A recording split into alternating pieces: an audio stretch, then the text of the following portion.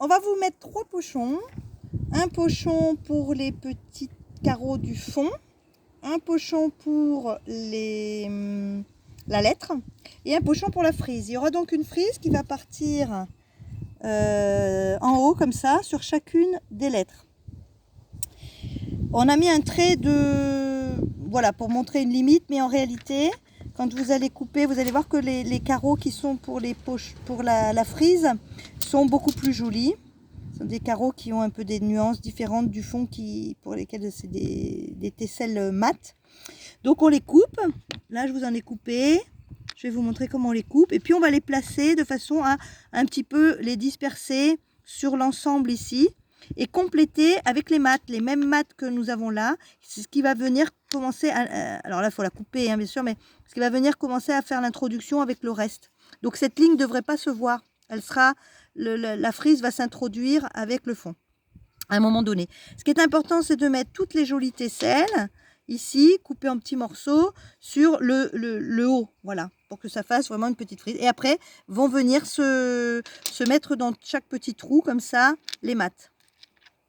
Pour le fond, donc je vais vous demander si vous voulez bien les couper en forme de triangle, comme ça. Alors ce que j'appelle triangle, c'est simplement, voilà, ils peuvent avoir des petits retours, plus ou moins gros, pour faire des triangles un peu plus petits, pour que ce soit harmonieux, pour que tout le monde ait le même fond. Voilà, sur cette idée de mettre des petits triangles qui s'ajustent. Pour les joints, vous voyez de ne pas mettre des trop gros joints. On peut essayer d'espacer un petit peu si on ne peut pas faire. Voilà, on essaye parce qu'il va y avoir de la matière qui va venir ici, qui sera un joint de carrelage. De carrelage, exactement, de carrelage qui va venir se mettre après sur l'ensemble, donc combler les trous. Donc, faut pas essayer de faire que ça rentre pile poil quand ça veut pas rentrer. Hein. Voilà. En premier, donc vous allez faire d'abord la lettre. En l'occurrence ici le A. Vous avez les lettres ont toutes des dessins bien définis pour les contourner. Donc vous mélangez comme là un peu présenté ici en coupant. Alors en coupant vos tesselles, je vais vous montrer comment on coupe les tesselles, mais simplement vous avez le choix de faire comment dire, l'harmonisation que vous voulez, tant dans la couleur que dans la forme de vos coupes. Voilà. Donc vous pouvez faire des coupes en carré, des coupes en bâtonnet, des coupes où vous mélangez toutes formes qui vous viennent. Voilà. Vous pouvez rajouter donc ces petits mi-fioris qu'on vous a mis en plus. Alors ils vont dépasser un petit peu, ils sont un petit peu plus hauts que les carreaux, mais au joint ça ne se verra pas. Enfin, on rattrapera la hauteur avec les joints. Vous les voilà, vous les mettez pour qu'ils ne soient pas côte-côte, qu'ils aient une petite place sympa. Et puis en dernier, vous finissez donc par le fond, ce qu'il vous reste à faire. Le fond donc en triangle là par contre, hein, on fait tout le fond en triangle. Voilà. Alors vous faites attention parce que ça coupe. Quand vous coupez vos carreaux, vous pouvez vous couper. Peut-être aussi mettre des lunettes si vous voulez avoir une précaution pour vos yeux, pour les éclats. Vous avez une pince avec un petit sac qui, quand on coupe les carreaux, il y a une partie qui va dans le sac. Voilà. Donc, vous le tenez, vous le laissez partir. Alors, pour couper, il faut être vraiment perpendiculaire. Que le carreau soit vraiment perpendiculaire aux deux roues. Et puis, appuyer un coup sec. Voilà. Et si ça crisse, c'est que vous n'êtes pas bien placé. C'est qu'il va falloir de nouveau vous mettre. Normalement, ça va d'un coup sec, ça coupe. Voilà. Voilà. Qu'est-ce que... La coupe en triangle. Alors la coupe en triangle, c'est ça, c'est ce que je viens de montrer. C'est-à-dire que par exemple, dans un carreau, vous pouvez couper un peu comme ça, un peu comme ça, un peu comme ça. Et vous avez toujours quelque part un triangle. Ce qui va vous permettre de les ajuster. S'il y a des angles droits dessus, c'est pas bien gênant parce que vous en avez aussi besoin.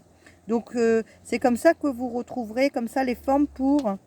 voilà, pour vous mettre l'un après l'autre. Les petits morceaux vont s'emboîter. À vous de faire des coupes comme vous le souhaitez. Voilà. Pour faire les coupes en bâtonnet, par exemple, pour cette lettre, eh bien, vous regarderez sur ce qui s'appelle les pattes de verre. Il y a des petits... Au dos, il y a les... Comment on appelle ça ? Ah oui, alors ça c'est le dos. Oui, ça faut peut-être que je précise que le devant du carreau, c'est vraiment celui qui est plat. Dès qu'il y a un peu des volumes au dos, c'est le dos. Voilà. Alors, ça aide pour faire des bâtons. Vous voyez, vous faites des petits bâtons comme ça, voilà. Ça se coupe très facilement la pâte de verre. Hein. La pâte de verre, elle permet de venir mettre des petits morceaux. Voilà. Qu'est-ce que je peux vous dire d'autre? Alors, vous allez avoir une colle, je vais vous montrer la colle. Une colle acrylique. Il faudra chacun amène un petit pot pour récupérer de la colle. Vous pouvez soit encoller la zone que vous êtes en train de travailler, vous encollez, et, enfin vous mettez de la colle, hein, et vous placez après vos tesselles. Ou alors, chaque tesselle, vous prenez un petit pinceau et vous mettez sur le petit pinceau, sur le morceau avec le pinceau, vous mettez la colle. Voilà. C'est deux façons de faire. Moi, j'aime bien mettre en collé parce que je vais assez vite, mais pour les gens qui vont moins vite, peut-être c'est mieux de faire morceau par morceau et d'ajuster. Voilà. Il faut tester son morceau avant que de le poser. Et à chaque fois, vous verrez, comme là, j'ai fait un petit assemblage, je suis contente de mon assemblage. Eh bien, je le défais et puis j'en colle et je recolle. C'est clair ou pas? C'est clair. C'est clair. Ensuite, qu'est-ce que je voulais vous dire par rapport à ça? Oui, la colle. Alors la colle, attention quand vous êtes au soleil, elle a tendance à sécher. Vous en mettez, quand vous l'utilisez pas, il faut bien sûr bien le refermer hermétiquement. Et vous lavez votre pinceau à l'eau. Voilà. Qu'est-ce que je peux vous dire d'autre? La colle devient translucide une fois sèche, donc au départ elle est blanche, elle devient translucide. Il faut en mettre suffisamment sans trop en mettre. Voilà, il y a juste, faut mettre de la colle, et ça tient. De toute façon, vous allez tester vos carreaux après une fois posés en quelques, je sais pas moi, une petite demi-heure, c'est sec quoi. Vous pouvez soulever, si ça bouge pas, c'est que c'est bon, vous mettez la bonne dose quoi. Parce que après l'ensemble sera tenu par un joint de surface qui va vraiment harmoniser l'ensemble. Voilà, à chacun vos lettres. Et juste, il y avait peut-être une consigne de ne pas mettre des carreaux entiers. Ah oui, pardon, oui. Ne pas mettre des carreaux entiers, ça serait vraiment pas joli. C'est vrai qu'on des fois on a du mal à casser un carreau. On se dit oh il va bien là et tout. Mais en fait il vaut mieux le casser, même si on va le mettre un peu en décalé. C'est plus joli que de mettre des gros morceaux comme ça. Voilà. Donc, à part les petits mi-fiori, bien sûr, qu'on va pas casser. Ah ben non, les petits mi-fiori, on les garde. Voilà, après, il n'y a pas de difficulté dans aucune des lettres. Peut-être pour le i, la personne qui aura le i, il faudra faire attention parce qu'ici, il y a un joli point sur notre i qui est carré. Donc, il va falloir utiliser. Alors, peut-être, ça se casse très facilement. J'en ai coupé tout à l'heure pour vérifier. Hein. Vous voyez? Alors, il est un peu haut. Donc, vous le glissez entre les deux. Il tient tout seul tellement il a la même hauteur. Et là, un coup sec et ça casse. Vous pouvez, alors je ne sais pas si vous faites en carré, en bâton ou quoi, mais même en triangle, vous mettez comme ça pour faire les triangles. Vous mettez au milieu et clac, un coup sec. Donc parce que lui, il va falloir l'assembler avec plusieurs petits morceaux de couleur, vous voyez. Faudra comme le corps du i, pareil, il va falloir qu'il ait des petits morceaux. Il ne faut pas que ce soit un seul et gros morceau. Voilà. Est-ce que c'est bon? Merci. Bientôt. À bientôt.